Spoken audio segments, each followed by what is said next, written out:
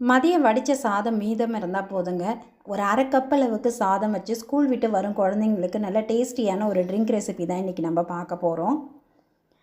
இப்போ இதுக்கு இந்த மாதிரி கொஞ்சம் அடிக்கனமான கடாய் எடுத்துக்கோங்க. அதில் 1 ஸ்பூன் அளவுக்கு வெண்ணெய் அல்லது நெய் எது வேணால் சேர்த்துக்கலாம். வெண்ணெய் இருந்தால் வெண்ணெய் சேர்த்துக்குங்க. வெண்ணெய் இல்லாத பட்சத்தில் 1 ஸ்பூன் அளவுக்கு நெய் விட்டுட்டு நல்லா மெல்ட் ஆனதுக்கப்புறமா இதில் ஒரு 1/4 கப் அளவுக்கு மட்டும் சர்க்கரை சேர்த்துக்கலாம்.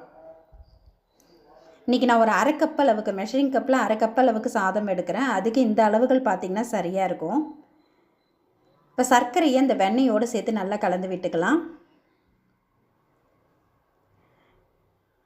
இந்த வெண்ணெயில் சர்க்கரை நல்லா மெல்ட் ஆகிட்டு நல்ல ஒரு ப்ரௌன் கலர் வரும். அந்த மாதிரி நம்ம கேரமல் பண்ணி இந்த ரெசிபி பண்ணும்போது நல்ல ஒரு பட்டர்ஸ்காட்ச் டேஸ்ட்டில் இருக்குங்க. குழந்தைங்கள்லேருந்து பெரியவங்க வரைக்கும் எல்லாருக்குமே ரொம்ப பிடிச்ச ஒரு ட்ரிங்க் ரெசிபியாக இருக்கும்.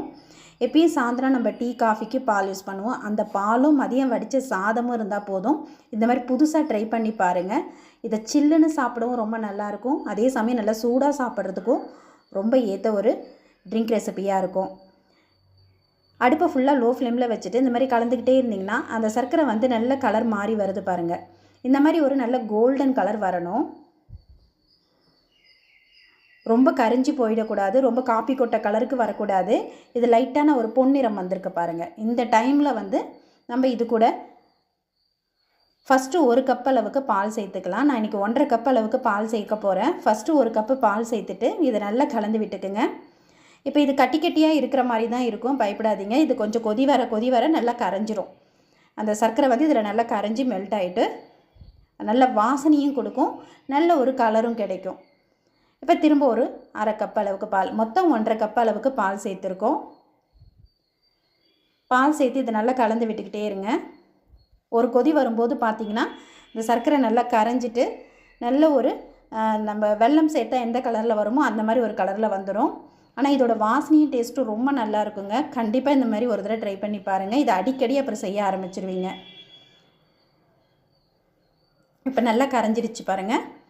இப்போ இது கூட நம்ம மதியம் வடித்த சாதமோ அல்லது சூடான சாதம் எதுவாக இருந்தாலும் சேர்த்துக்கலாம். ஒரு அரை கப் அளவுக்கு சேர்த்துக்கோங்க. இந்த அளவுக்கு பார்த்திங்கன்னா ஒரு அரை கப் அளவுக்கு சாதம் சேர்த்தா சரியாக இருக்கும். சாதம் சேர்த்து நல்ல ஒரு 2-3 கொதி இந்த பால்லே அந்த சாதம் நல்லா வெந்து வரும்போது இது நம்ம கேரளாவிலலாம் அடப்பிரதமன் பண்ணுவாங்க பார்த்திங்களா, அந்த மாதிரி இருக்கும். ஆனால் இது நம்ம இது பட்டர்ஸ்காட்ச் ஃப்ளேவரில் கொடுக்கறதுனால டேஸ்ட்டே ரொம்ப டிஃப்ரெண்ட்டாக இருக்கும். இப்போ இந்த இனிப்பு டேஸ்ட்டை தூக்கி கொடுக்கறதுக்காக 1 சிட்டிகை உப்பும் வாசனைக்காக 1/4 ஸ்பூன் ஏலக்காய் தூள் சேர்த்துருக்கேன். இதில் நம்ம முந்திரி திராட்சை இதெல்லாம் எதுவுமே வறுத்து சேர்க்க போகிறது இல்லைங்க. உங்களுக்கு தேவைப்பட்டால் நீங்கள் அதையும் வறுத்து சேர்த்துக்கலாம்.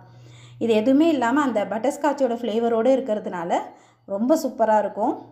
நல்லா சில்லுன்னு சர்வ் பண்ணி பாருங்கள், அட்டகாசமாக இருக்கும். இது ஒரு 2 கொதி நல்லா கொதித்த உடனே பார்த்திங்கன்னா நல்லா திக்காகிடுச்சு பாருங்கள். குடிக்கிறதுக்கு கரெக்டான பதத்தில் இருக்கும். நல்லா சுட சுட சாப்பிட்றதுக்கும் டேஸ்ட்டு நல்லாயிருக்கும். ஃப்ரிட்ஜில் வச்சுருந்து சில்லுன்னு சர்வ் பண்ணுறதுக்கும் டேஸ்ட் அட்டகாசமாக இருக்குங்க. கண்டிப்பாக அந்த ரெசிபியை நீங்களும் ட்ரை பண்ணி பாருங்கள். இந்த வீடியோ உங்களுக்கு பிடித்திருந்தால் லைக் பண்ணுங்கள், ஷேர் பண்ணுங்கள், சப்ஸ்கிரைப் பண்ணுங்கள். உங்கள் ஃப்ரெண்ட்ஸ் ரிலேட்டிவ்ஸோடு இந்த வீடியோவை ஷேர் பண்ணிக்கோங்க. நன்றி, வணக்கம்.